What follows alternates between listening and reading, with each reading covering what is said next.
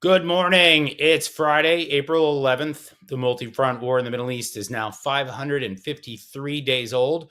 I'm your host, Jonathan Schanzer. Welcome back to the FDD Morning Brief. An absolute bombshell of a legal case dropped the other day, and I am still reeling from it. Bashar al-Masri, a Palestinian businessman previously seen as pragmatic and reform-minded, is now accused of building terror infrastructure for Hamas in Gaza. Let me say it up front. I have a hard time believing it. I've had coffee with the man in his home, for crying out loud.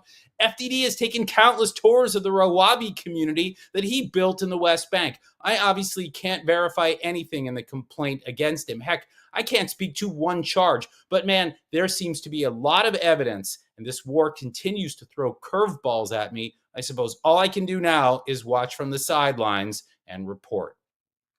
Our guest today is Carine Hajjar, a terrific writer at the Boston Globe who also serves as a member of the paper's editorial board. Carine, whose ancestors hail from Lebanon, writes about many issues, including the state of Hezbollah, the impact of the Middle East war on U.S. university campuses, and much more. So stay tuned for what should be an interesting conversation coming your way in just a few short minutes.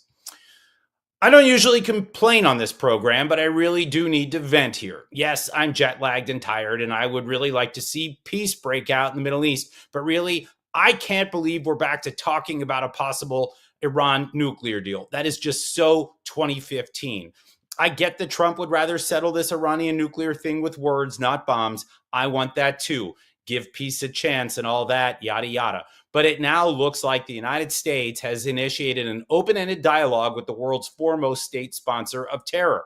But to be clear, this is not just a problem of legitimizing a terror state. No, I am bracing for the banality. The chattering classes in Washington are now embarking on a mind-numbing process where every word uttered by Iranian and American negotiators will be analyzed down to the smallest detail. I get it. I know a negotiation where the stakes are this high, all of it matters. But man, it's like watching paint dry, maybe lead paint. Here's the thing.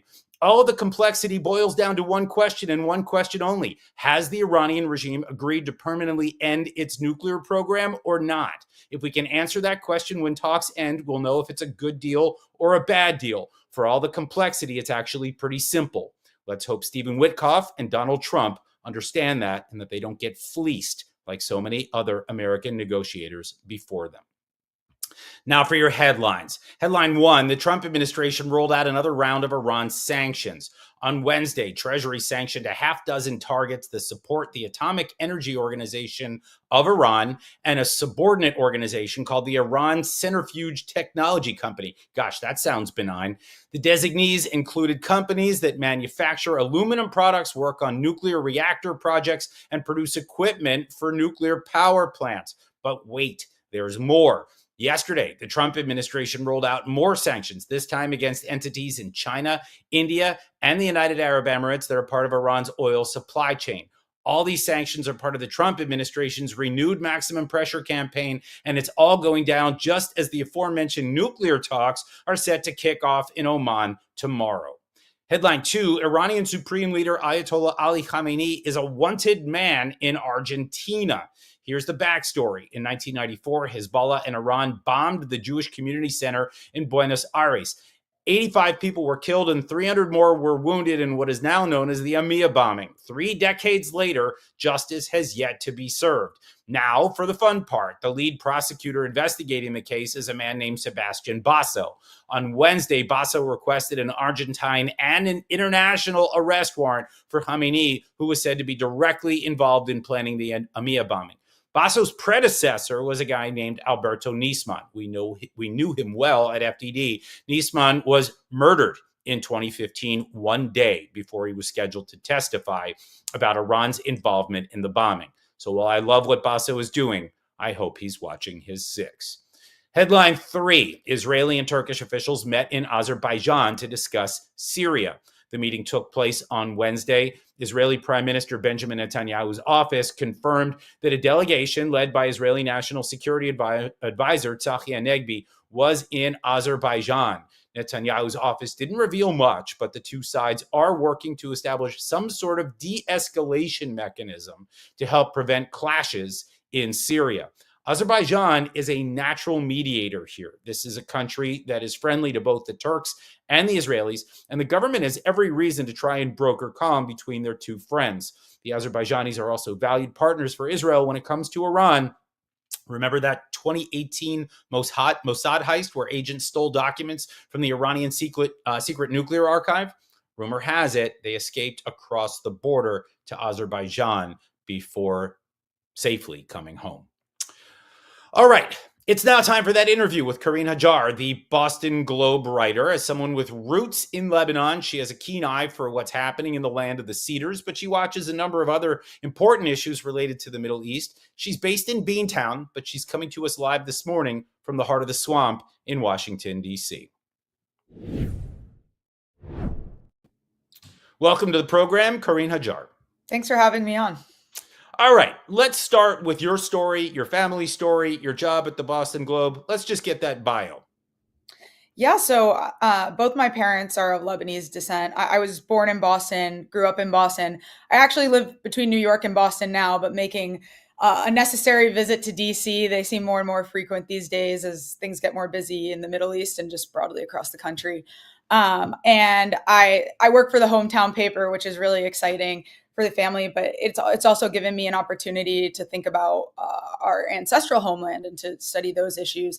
My mom is part of the Lebanese diaspora based in Venezuela. She was born in Venezuela, raised us speaking Spanish in the home, and became an American citizen when I was very young. My dad grew up in Quincy, Massachusetts, and was a part of sort of the bigger Lebanese diaspora throughout Boston, made up of Melkites and Maronite Christians. And my mom is Maronite. So we were raised, surrounded by family and our religious community. It's an amazing community at that, the Lebanese diaspora. It's such incredible people. And I still hold out a lot of hope for this diaspora community to help rebuild Lebanon. So let's get to what's going on in Lebanon. What is the state of Hezbollah? How do you view what's going on there? And it certainly looks like that entire ring of fire supported by the Iranian regime is starting to lose steam, Lebanon foremost among them. So what's going on there from your vantage point? It definitely looks that way. And, I think that there's hope in Lebanon right now that disarmament is possible, disarmament of Hezbollah in particular. You had recently elected President Aoun say that the state should control arms. And that's a big statement in a place like Lebanon, where having militias and especially having a resistance group like Hezbollah has become the norm. And it's created a lot of problems. It's created a lot of war with Israel in particular. And, the Lebanese, I think, are at a crossroads right now where who do we want to blame for this problem? Do we want to blame the group in our country that is doing Iran's bidding as a proxy group, or do we want to keep blaming Israel? I think now's the time to look inward. Now's the time to think about not only Hezbollah's influence in the country and sort of the chaos that it brings, Lebanese security, but also the Lebanese economy. There's also just a bunch of other crises that the country has to reckon with. It's sort of a Russian nesting doll of crises. Hezbollah and its conflict with Israel just being the most recent. Its economy has been crumbling. And a lot of this is related to Hezbollah, to be clear, and other political corruption as well. But the 2020 port explosion, the obstruction of the investigation of that port explosion, the obstruction of the election of a president, all these kinds of problems that are hindering Lebanon from really, taking its place in the international community, proving to the IMF, proving to the World Bank that it deserves to, rebuild and have the trust of the international community. And that really should be top of mind. Yeah, I think that's right. You mentioned that debt crisis. It's massive. I mean, a few years ago, we did some research at FDD and we found that it was probably $120 to $150 billion of debt that we were looking at. This is a country of 5 million people with no significant exports to speak of. I think the numbers are probably closer now to $200 billion. That's a massive amount of debt. It all stems from Hezbollah corruption and illicit finance. But, I think some just general corruption probably has contributed to it as well. We've got a couple of deep holes to dig out of here. But I mean, let's talk a little bit more about what's going on in Lebanon with the so-called good guys. And I think there are some. So is this the moment where the Lebanese armed forces, they'll laugh and the Lebanese government turn a corner? Is this possible right now, given the weakness of Hezbollah and Iran in Lebanon? I think it's possible, but again, it's going to take the Lebanese people really digging in, and I'm cautiously hopeful. I'm cautiously optimistic. Talking to sources, there seems to be, for lack of a better word, a vibe shift in Lebanon where people are sort of looking at Hezbollah and wondering, why do you keep causing problems in the country? We want a Lebanon for Lebanon, not a Lebanon for Iran, not a Lebanon for anyone else. So I'm cautiously optimistic. You are seeing videos of dismantling different Hezbollah sites in the south. Things that worry me are, one, as you brought up earlier, a potential Iran deal.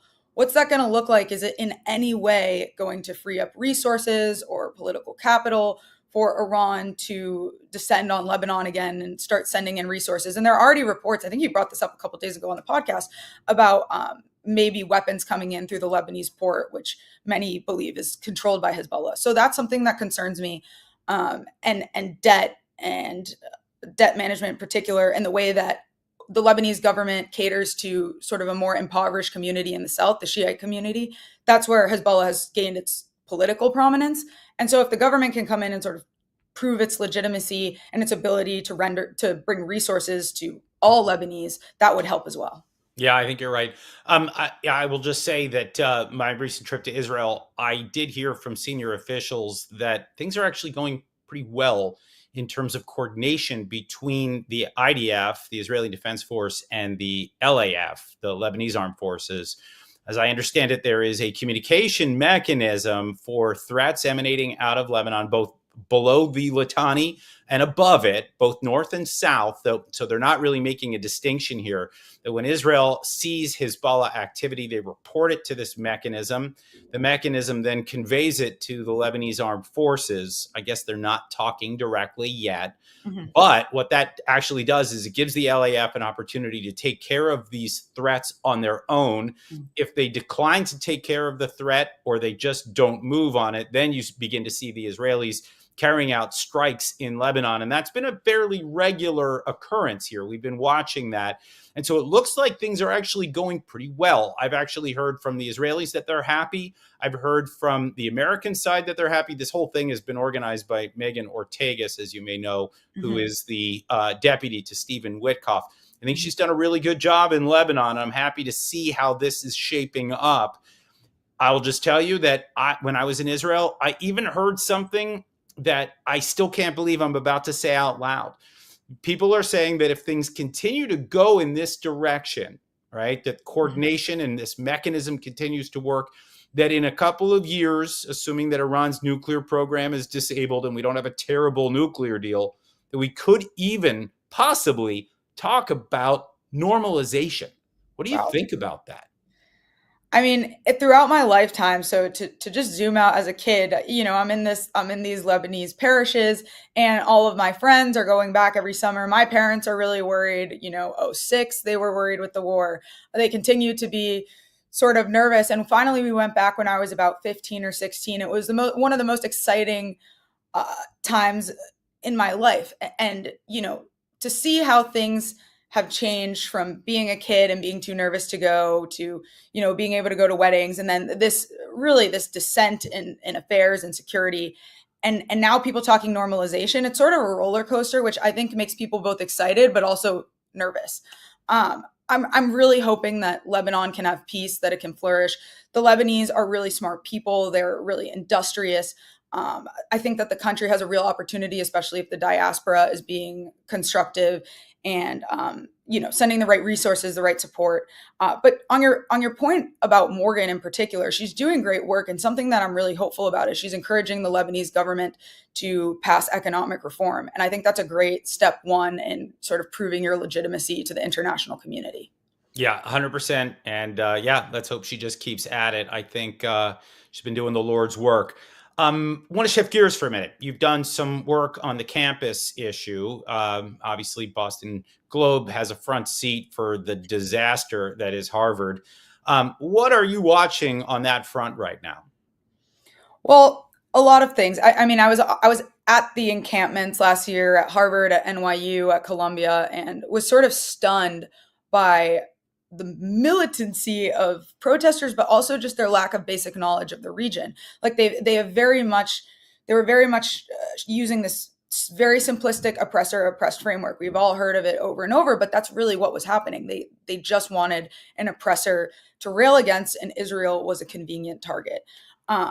Some of what I've been trying to write over the past couple of years, or the past year, is bringing some nuance into the conversation. If we're talking about, colonial influence in the Middle East, you can look at countries like Iran. I can speak from personal experience. I mean, look at Lebanon. Iran has a lot of influence in Lebanon.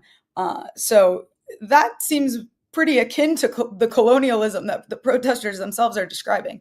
So that's some of what I've been writing. But more recently, with a lot of the scrutiny on campuses around, some of the Trump administration deportation, some of their scrutiny of funding, stepping back and talking about, what got us here in the first place.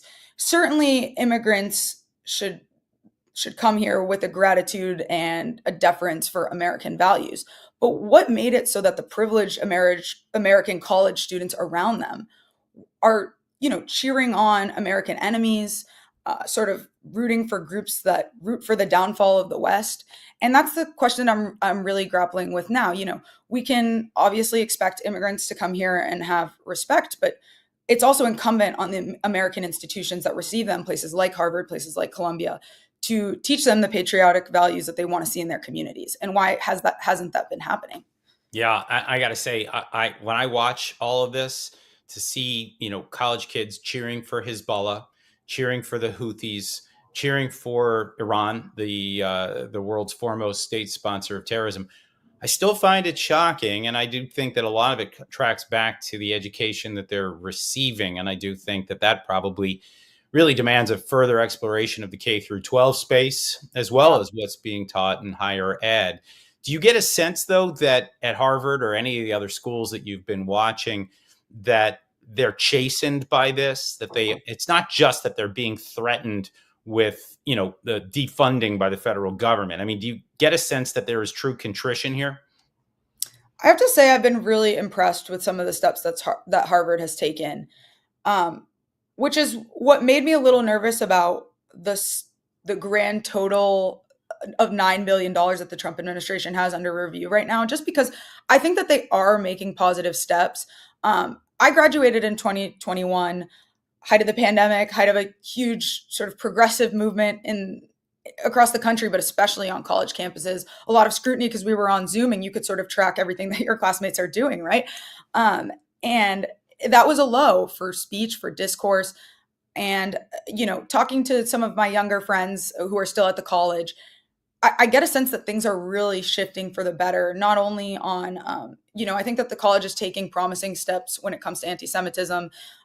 There was a program recently, I forget the exact name, but two of the professors, there were allegations of anti-Semitism in that program related to the Middle East, and the professors that led it were dismissed. This was all before the yanking of the funding or anything like that. And then more broadly, I think like a lot of the anti-Semitism, a lot of sort of the more ignorant protesting that we saw was born of a lack of discourse. People don't hear competing narratives. Their views are not challenged, and they don't learn how to be curious about, other people's viewpoints. So it's heartening to me that you see groups like, the Harvard Republican Club is flourishing. The Harvard Salient, which is a conservative and sort of heterodox publication on campus, is handing out print editions to every door. And that's something new. It was defunct when I was in school. So, I see promising steps, baby steps. A lot has to change. But one more thing on the funding in particular, I think that the Trump administration is right about the problems that we're seeing in college campuses. There's, the lack of ideological diversity, which can breed prejudices like anti-Semitism for sure. But I do worry, if the president can do this now, what happens when a Democrat's in office and they get to define what kind of discrimination warrants yanking $9 billion or reviewing $9 billion in funding? So those are some of the ideas that we've been kicking around on our pages. Yeah, I mean, look, we always say this in Washington: what's good for the goose is good for the gander, right? When Democrats do one thing, the Republicans can do it again, or vice versa. And, that whiplash, right? That sort Right. of metronome feeling that you get where you're just getting swung back and forth in wild directions. We need to cut that out. We need to find some bipartisan agreement about a lot of things right now, certainly not seeing it in the heart of the swamp. Last question before I let you go. What are the other stories you're tracking right now for the Boston Globe? Well, I'm down here always chatting to people about the Middle East, but also covering. I was on the campaign trail and sort of covering the cultural shifts that came along with Donald Trump's ascendance to the White House again, and I'm still sort of on that beat right now, looking at conservative women in particular. The whole narrative is that young women are becoming more and more liberal, but actually there's a group of conservative women that, they're creating their own style magazines. You see so many conservative women in the administration. What gives, and why is that happening? I think it's really interesting and important for the country to understand that there are different viewpoints even among young women. Fascinating. All right, we're going to leave it there. Thank you, Carine Hajjar, for joining us today on the FDD Morning Brief. Thanks for having me. Keep an eye on her. She's going places. All right, here's what FDD has on tap for you today. I don't know about you, but I'd like my plane rides to be free of hacking and cyber intrusions. If that sounds right to you, check out a new FDD monograph on overcoming aviation cybersecurity challenges. The report highlights aviation's critical role in the U.S. economy, and it offers policy recommendations to ensure that it is well protected in this arena. FDD founder and president Cliff May's latest column in the Washington Times discusses what he calls Israel's second war of independence against Iran and its ring of fire, all those proxies. Cliff stresses that the U.S. must firmly oppose Iran's nuclear ambitions. Any wavering could have catastrophic consequences.